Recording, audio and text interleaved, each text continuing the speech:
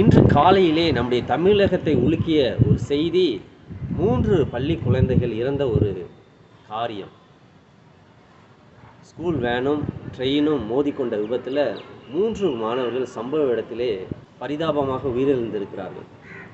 இது எதனால் நடந்தது என்றால், அந்த கேட் கீப்பரானவர் அவர் சரியாக தன்னுடைய வேலையை அவர் சரியாக செய்யவில்லை.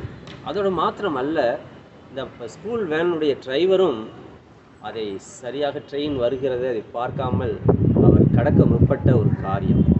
இதெல்லாம் எதை வெளிப்படுத்துகிறது என்றால், தன்னுடைய வேலையில் அவர்கள் ஜாக்கிரதை இல்லாமல் இருந்த ஒரு காரியம். ஒரு சொற்ப மதியீனமான காரியம் மிகப்பெரிய விபத்தை ஏற்படுத்தி இன்று குடும்பங்களிலே ஒரு கண்ணீரை அது கொண்டு வந்து விட்டது. ஒரு பெரிய ஆபத்தை கொண்டு வந்து விட்டது.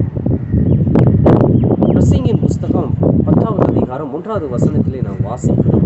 செத்த ஈக்களானது தைலக்காரனுடைய அந்த பரிமள தைலத்தை கெட்டு அது நாரி போக பண்ணும். அந்த செத்த ஈ எவ்வளவுதான் ஒரு டின்னில் நம்ம அந்த பரிமள தைலத்தை வைத்திருந்தாலும் அதில் ஒரு செத்த ஈ போய் அது விழுந்து விட்டது என்றால் அந்த பரிமள தைலம் முழுவதும் அது கெட்டு போய்விடும்.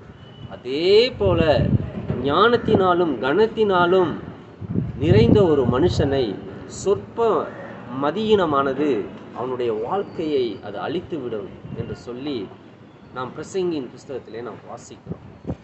அப்போ அந்த கேட் கீப்பர் செஞ்ச அந்த சிறிய ஒரு மதியீனமான ஒரு செயல் இன்று குடும்பங்களிலே பேரிழப்புகளை ஏற்படுத்திவிடும்.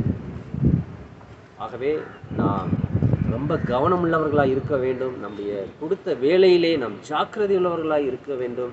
அப்படி நாம் இருப்போம் என்றால் கர்த்தர் நம்மளை ஆசீர்வதிக்கிறவராக இருக்கிறார்.